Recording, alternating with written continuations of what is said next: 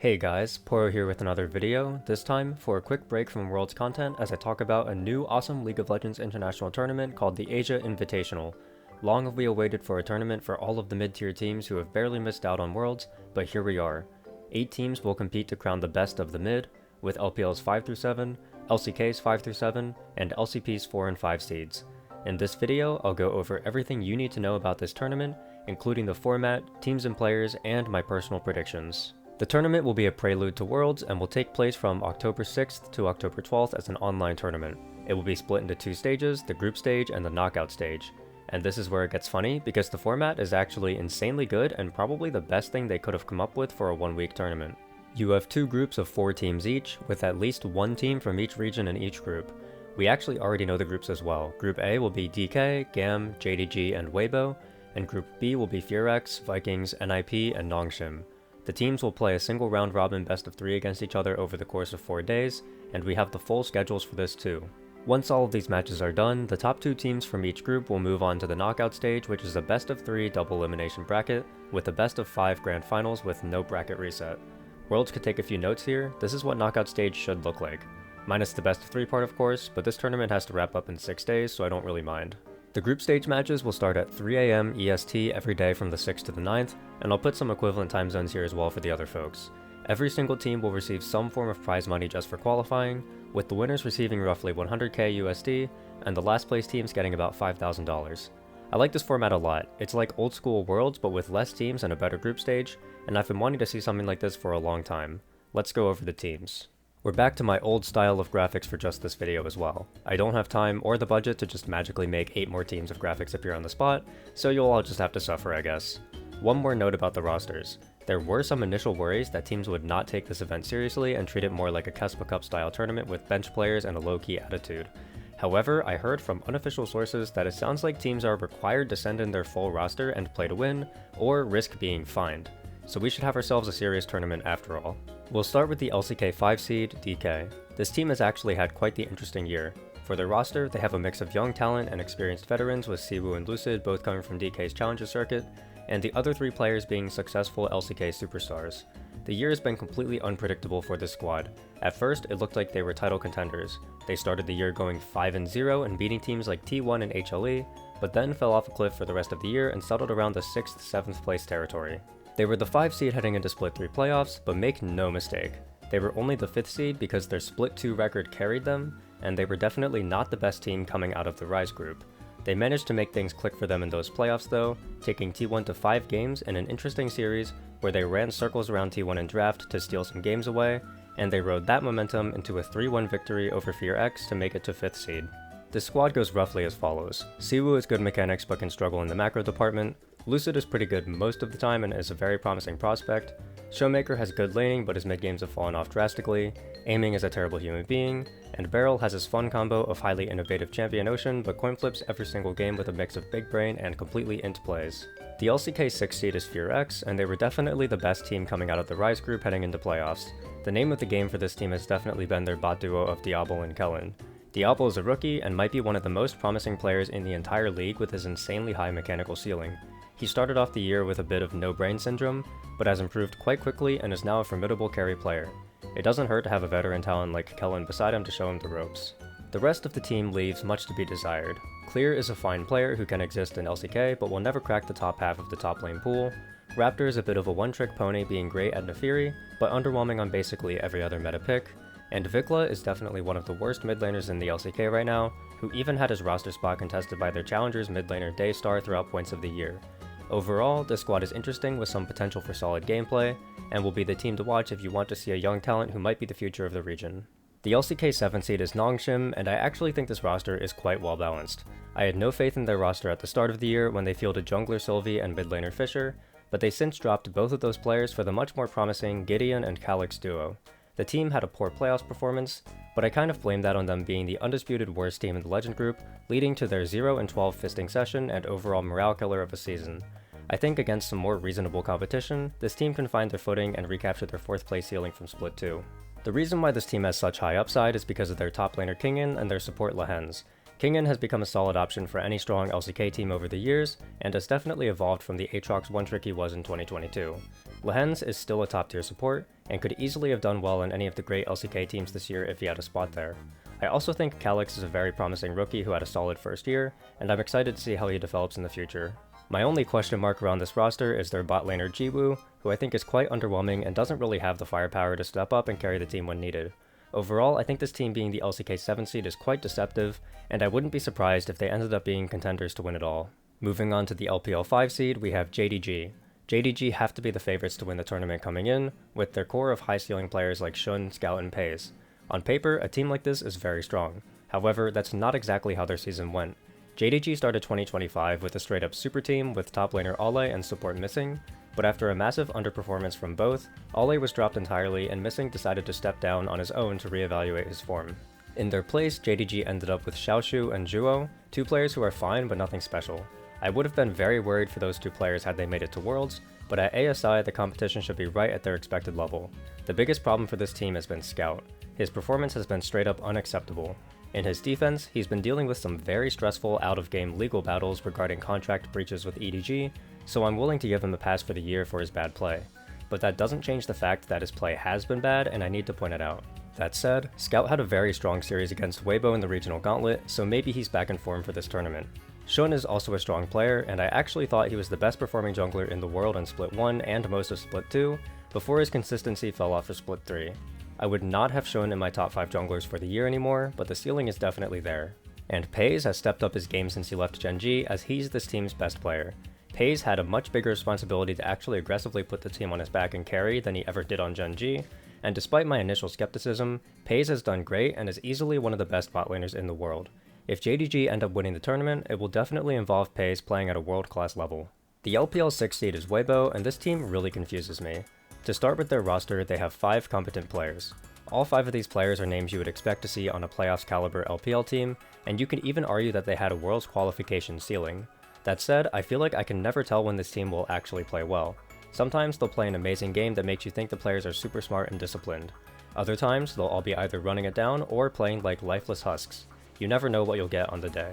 If I had to pick, I would say Xiaohu has been this team's best performing player this year. I think his performance has been reasonable for his expectations, and it's not his fault that his team underachieved. Everyone else on his team is an underperformer, and you can bet that at least one of these players will play a mediocre game every single game.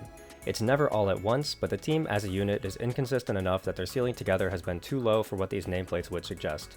I would be surprised to see this team take home the title. A team who I actually would not be surprised to see take home the title is the LPL 7 seed NIP. Now, full disclosure, I'm probably biased. I try not to be, of course, but I would be shocked if there wasn't at least a little bit of personal favoritism going on here. NIP is one of my favorite 3 teams this year, and it also has my favorite player of all time on it. Let's go over the year they've had. They started out with the old OMG core of Shanji, Aki, and PP God, but all 3 players have been benched or traded at this point. Shanji never found a good fit at all and was quickly replaced with mediocre top laner solo kill. Aki is easily the worst player on this team and absolutely had to go, and PP God was overall fine, but definitely not as good as he was in prior years. The team's new makeup features some upside and some downside. Solo Kill and Nickit are both not good players for LPL standards. Solo Kill came from the PCS and was a high upside mechanical player who would lock in carries and stomp a lane domestically. I still think he's probably the best Asia Pacific top laner right now if I were to make an APAC super team, but the reality is that LPL top laners are a different beast, and Solo Kill's stomp style just didn't work. He's been relegated to weak side tank duty for the most part. Nickit is your stock standard regular support and is definitely bottom 3rd in the region. Then we get to the interesting players. Nio is actually pretty decent. He's probably floating right around the halfway point for junglers in the LPL, and had a great showing for his first split on a team with any real aspirations. He was either the best or second best jungler in the lower group depending on who you ask, and he's a good building block for the future. Leave is also a strong player, and he's an absolute psychopath who can take over games. Leave is also, by a significant margin, the best Senna player in the world, and it isn't even close in my opinion. Senna is expected to get somewhere between 50 and 60 souls by 20 minutes. The average is somewhere around 55, 60 is considered great, and mid-40s is considered acceptable. Leave has picked Senna 5 times this split, and I've never seen him with less than 85 souls at 20 minutes. I have no fucking clue how he does it. He had a game where he had over 130 souls at 22 minutes. That should realistically be literally impossible. That's faster than the support Senna golden ratio. I really hope you all get to see Leaf play Senna one time at this tournament at least. Your minds will be blown at how efficiently he uses her kit. Then we get to my favorite player of all time, Doinb. For people who only watch internationally, opinions on Doomby will be mixed. He won Worlds 2019 as an extremely unique player who played stuff like full AP Nautilus mid and Malphite mid. Then he went back domestically and quickly became arguably the best player in the world in 2021, with his new signature picks being stuff like Aurelia, Kled, and Lee Sin. Then he went to Worlds 2021 on FPX as the title contending favorites in my opinion, only for the team to have one of the craziest internal collapses ever, as everyone on the team basically straight up hated each other with talks of bullying, depression, sickness, injuries, and anything else you can think of, leading to their generational underperformance, placing dead last in their group behind C9 and Rogue. Internationally, that's the last anyone saw of Doomby, but domestically he was still cooking. In 2022 on LNG, despite placing 5th and therefore missing Worlds by one singular game in a 5-game banger against RNG, I thought Doomby was the best mid laner in the region and could still compete on a Worlds winning team in the future. Then, kind of out of nowhere, he just retired. That was it. He left the LPL and became a co-streamer. That's where his story takes the funniest turn ever. The abridged version is this. He co-streamed for a while, constantly shit-talked every team for being bad, talked about how he could do better if he was playing instead. The community was like, nah, you're just talking out your ass, and he said bet and unretired himself to play again in 2025. If that's not the funniest arc of all time, I don't know what is. And the best part is that he kind of put his money where his mouth was. In my opinion, although Doomby was definitely not a top tier elite mid laner anymore after his 3-year break, he was still pretty fucking good. I think if you give Doomby his champions, he's still up there as one of the best. If you give him Ryze, Galio, or Akali for example, it doesn't matter if you're the best team in the world, you will regret it and he will hard carry the game. However, this has been his big problem, his champion pool. Since he's been away for 3 years, it took him a bit to get readjusted to the Fearless format, and he still doesn't have a great pool of champions to work with, which makes him somewhat of a draft liability. That said, I think NIP are definitely contenders for ASI. They quite frankly got a super gross draw in playoffs, starting with top esports, and then getting knocked out by AL in the lower bracket.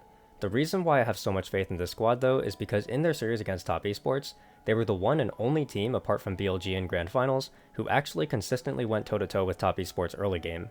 If anyone here watched my top esports breakdown, you would know this is no small feat. Where teams like AL, IG, and Weibo collapsed in the face of top esports relentless early game, NIP actually looked pretty comparable. Same thing against AL, it never felt to me like NIP were truly completely outclassed.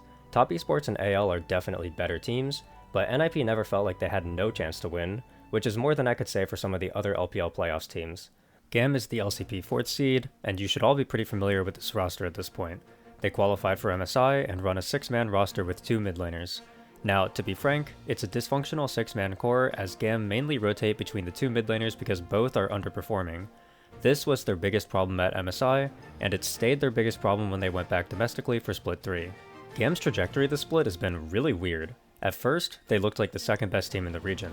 Levi was playing one of his best splits in a long time, and the team would aggressively approach early games and mid games to get advantages. Then playoffs struck, and the whole team's energy just died off. They stopped making proactive plays, the fire in teamfights was just gone, and the team experienced a very underwhelming exit to playoffs after losing every single game. If we get regular season GAM at this tournament, maybe they can make it interesting and compete with some of the LPL and LCK teams. However, if we get playoffs GAM, I doubt they'll pick up any wins in their group. Also, just a final note, this might be Levi's final appearance as a pro player. Never say never, but it seems like he's felt like retiring for a bit, so this might be his last dance. Finally, the LCP 5th seed is Vikings. This roster is probably relatively unknown to the non-LCP viewers, as this team is yet to qualify for any internationals at all.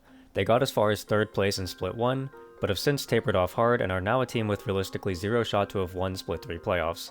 They also run a 6-man roster with 2 bot laners, but the situation really bothers me. They have both Style and Shogun, 2 of the top ADCs from the VCS. I think Shogun is a much better player with a higher ceiling, but the team clearly thinks Style is the best fit as they keep starting Style and then only subbing him out if things go wrong. I really wish the team would just start Shogun, but it is what it is. As for other qualities of note, watch out for rookie Sulong. He was on the same Baby Whales roster as Histo and Dyer, and he definitely has some interesting potential moving forward. Overall though, I have no expectations for this team. Their main problem domestically is that they were very AFK and would have little to no knowledge on how to progress games forward. If they won, it was purely because of player gap, and they would lose against any team who understood how to gain advantages from neutral states, or teams who had better hands. I would be shocked to see Vikings pick up a win in group stage. On that note, let's get into some tier lists and predictions. Okay, let's knock this out real fast. Usually, and for the Worlds video when I do this, I'll definitely do it in more detail, but I don't really want this video to run on that long, I just want it to be like a quick summary type of video, but it's the only video for the Asia Invitational I'm making, so let's knock this out real quick. I'm gonna do a quick ranking of all of the players and teams. Keep in mind that there is a very real chance that these teams don't end up taking the tournament seriously and none of them bring their main rosters. I heard that potentially teams would get fined if they didn't take the tournament seriously. I don't know if that's true or not, that's just what I've heard. So there's definitely a chance that these players don't end up playing, but assuming that they do, assuming that the teams take this seriously and they all play with their main rosters, this is what we're looking at. So let's go over this. We'll do it in order. Siwoo, I think he's pretty good. He's got good hands. Maybe can work on some mid-game stuff, but I think he's pretty solid. I'll move these guys around as I go. Also, this tier list will be comparatively speaking, so like somebody who's S tier at Asia Invitational would not be S tier at Worlds. I'm just saying, like, relatively speaking compared to the rest of the competition, how good do I think they are? So Lucid, I think, is probably S tier. Lucid is an insanely good jungler. He's super promising. I think he'll have a good future. Showmaker, I mean, I'm still gonna put him in A. Like, Showmaker's had a little bit of a weaker split for sure, but his laning is still up there. He can still beat most of the other LCK mid laners in lane, so I would assume that he can beat most of these players in lane as well. He also has a very nice champion pool, a very large champion pool. That'll be helpful for DK if they go late into series. Aiming, I'll begrudgingly say, will be good at this tournament. Barrel, I'm actually I'm straight up gonna put Barrel in B tier. I don't care, I'm sorry. I feel like Barrel just runs it down too much. I don't know. I get that he has upside. He's always looking to squeeze for plays, he's finding creative angles, he's big champion pool, but it's also like, I don't know, he just runs it down, so yeah, that's what we'll say. I do think that DK will be better than FFXIV. I know that FFXIV was better than DK in regular season of Split 3, or I guess LCK rounds 3 through 5. FFXIV was better, but thought that DK leveled up in the playoffs. I'll trust them to remain a better team than FFXIV. Clear, I'll say, is like, I don't know, it's either like low B or high C. I think he's kind of an underwhelming player. He's like fine in the LCK, but he's not special. Raptor, I'll put above Clear. I think Raptor's like, he's like good at Lee Sin, he's really good at Nefiri, he's mediocre at everything else. I think he's kind of not flexible. I think Raptor might be good in the future, but he just didn't figure it out this year. Vikla will put at bottom of C. I think Vikla's one of the worst mid laners in the LCK. You know what, I'll put Diable in S. I'm down for Diable in S. And actually, now that I'm looking at it with more context, I feel like we should probably do something like this. Because like, realistically speaking, all of the LCK players are going to be really good at this tournament, right? So, same thing, I'll put Kellen here. Honestly, Aiming's not had a very good split, I don't think. Alright, this is going to be hot take number 1. I actually think that Nongshim is going to be better than DK. I could be totally off about this, but I swear Nongshim is actually not a bad team, and they just shat the bed in playoffs because they had gone 0-12 in regular season, and that shit fucks with your mental. But like, I feel like this team, they've had a couple of weeks off now, they can recenter themselves, they're going to go into a tournament against teams that are nowhere near the level of top 4 LCK. So I think they'll actually look good. I think this team is super promising. Kingen will throw in A. I think that Kingen's a pretty solid player. Gideon I think is better than people give him credit for. I'm down for. I actually think Gideon's in like a higher tier than Raptor, to be honest. I'll probably reorder this stuff later because I've got too many players in A tier right now. We'll reorder this later. Calyx I think is really promising, but not quite there yet. You know what? Honestly, Gideon's probably down here. I'll say Calyx is better than Gideon. Jiwoo I think is like a little bit underwhelming. He's a little bit of an AFK, doesn't really do much player. Lahens will either be at the top of A or the bottom of S. I'll decide that later. JDG. Okay. I think JDG, I don't know. Okay, so JDG are like probably the consensus tournament favorites, right? I don't know if I'm confident in this team. It's like we can do some ratings. Like Shun will put in S. Like Shun's season has been up and down, but we'll put him in S because I think his ceiling is probably best player at the tournament. Whether he actually gets there, it's another question. Pays, I think, is the best player at the tournament, so we'll put Pays at the very tippy top of S. Rest of these players have been up and down. I'll put Scout at the top of B. Scout has had a really, really inconsistent split, but he did kind of turn it around right at the very end in the series against Weibo in the regional qualifier. Scout looked pretty good, so like Scout looked like a bottom of A tier mid laner in the regional gauntlet or the regional qualifier, but the rest of the split he was like low B high C, so we'll just throw him in and average him at like top B. Xiaoshu is like, he's like fine. It's like clear tier, that makes sense. And then Juo, I'm not very high on Juo, but I guess he's probably also a B tier player. He's not terrible. When you put all that I mean, I guess JDG would be... I guess I trust Pays and Shun enough, why not? Weibo... shit, I'm gonna put Weibo here. Actually, ooh. I don't think Weibo is that good, I'm gonna be honest. I don't know. For some reason, I just don't feel like FFXIV is gonna do very well at this tournament. Maybe they'll surprise me. Maybe Diablo's just the GOAT, but I don't really trust this roster. I don't. Kellen hasn't been amazing internationally before. I think that Raptor and Clear are mediocre. I think Vicla's not good. Do I think Weibo can beat DK? Probably not. Breathe. I don't know. Like, everybody on this team underperformed this split. Every single person on Weibo underperformed this split. We'll go Breathe there. I don't know. Like TN here. TN's interesting because he's like super inconsistent, but he does have some really, really good games. Like, he's like a Qiyana god. I'm pretty sure he averages like 11 kills and 1 death on Qiyana or some bullshit like that. Like, he's pretty good at Qiyana. And Qiyana, I think, will be the strongest jungler at this tournament. Last I saw, Qiyana is not getting touched from how she was on 25-17. I could be misremembering, but I think she's not getting touched from where she was at 25-17. And then, like, Wukong is getting nerfed. So that leads me to believe that Qiyana will, like, Wukong's getting nerfed, Pantheon is getting nerfed, he's also getting buffed again, but I'm assuming that the buff is going to put him at a lower part than his nerf, so I already think that in 25-17, Qiyana is a better jungler than Wukong and Pantheon, and it's just that teams don't pick it because Qiyana's difficult, so once those two champions are nerfed, I think that Qiyana's, like, definitely the best jungler, and Tien can pilot it, so I think that gives Tien a bunch of bonus points. Xiaohu, I think, has been the best player on Weibo, and I don't think he's, like, amazing or anything. He's been better than Showmaker. Maybe like there.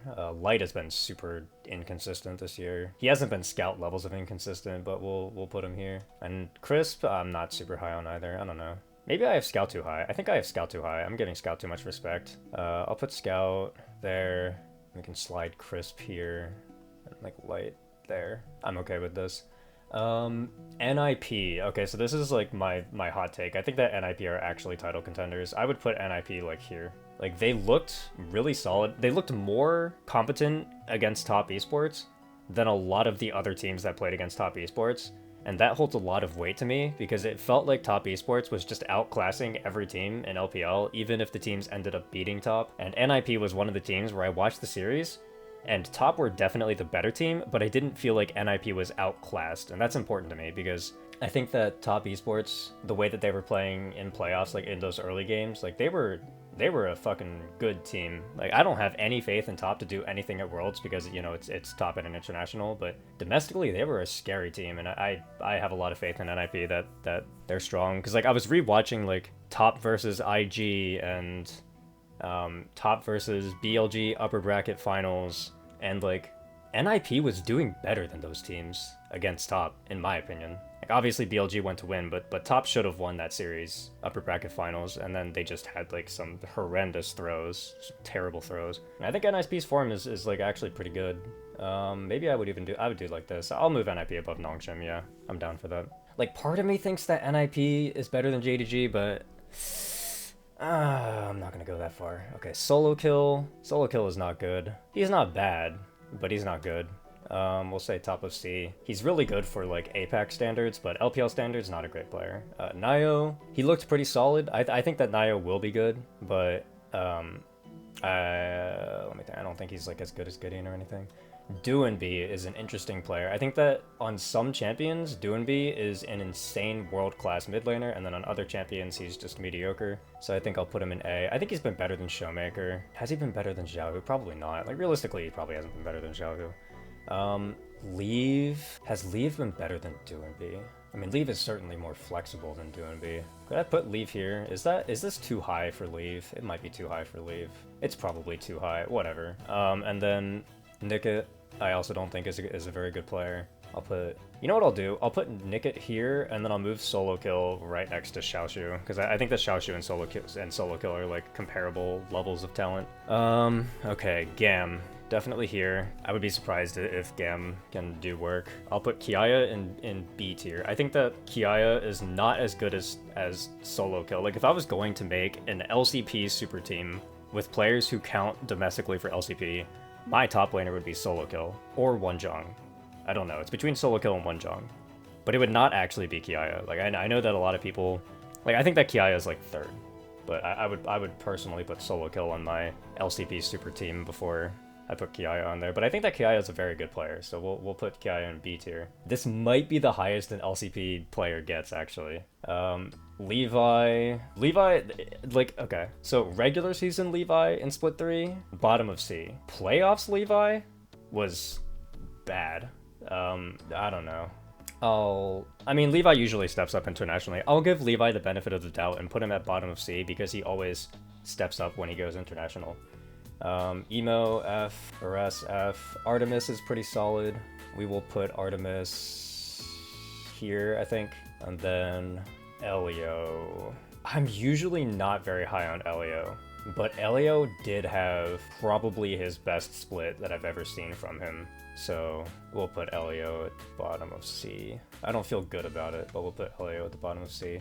Vikings dead last. Kati we'll put in D. Kati is like pretty solid at laning, but just doesn't really know how to do mid game, late game, so I don't think he's gonna be able to actually win a game against anybody. I'll go like Sulong in C, because Sulong has potential. Style, D, Shogun, probably like also bottom of C. And then Kratos and Guri, but I just don't know if Guri is in D or if he's in the top of F. Guri and Kratos are very AFK players. They don't do very much in the game. Same thing with Style, but at least Style is a little bit more mechanically reliable, I think. I'm okay with this. This would be my list. JDG, NIP, Nongshim, DK, Weibo, Fear X, Gam Vikings, and then we'll start here. So S tier players, Pays, Lucid, Diablo Shun, then we have Lehens, Siwu, Xiaohu, Leave, Kingen, Duanbi, Showmaker, Kellen, Aiming, Tien. It feels weird though, right? Because I feel like you could like make a line here from Showmaker to Tien, and then that would be like B+ tier. But I'll just leave them at the bottom of A, that's fine. Breathe, Calyx, Light, Gideon, Crisp, Nio, Scout, Barrel, Zhuo, Raptor, Clear, Xiaoshu, Solo Kill, Kiaya. Nickit, Jiwoo. Jiwoo's better than Nickit. I need to not disrespect Jiwoo like that. Jiwoo is better than Nickit. Jiwoo, Nickit, Artemis, Vikla. Vikla's probably better than Artemis. Vikla's better than... what? Okay, Vikla's better than Nickit. Nickit is not that good. Artemis, Elio, Sulong, Levi, Shogun, Kati, Style, Kratos, Guri, Emo, okay, so... yeah, I'll leave Guri at bottom of D. Okay, this is my list. That's it. And that's what to expect from ASI. This is the only video I'll make on the event, as I'll be too busy pumping out Worlds content, but this tournament was too good to pass up. I will absolutely be tuning in for the whole thing, even at the expense of my already overloaded schedule. I hope it goes well enough that they decide to keep this tournament going every year, as it's just what I wanted. That's all I have for you for this one. I recently started a Patreon for people who want to support me more while I'm making these videos. I have 3 tiers, each with varying amounts of benefits including different types of behind the scenes content, and even a custom Poro drawing that I'll display in video outros. If that interests you, check out the Patreon link in the description. I'll see you all for the next one. Bye!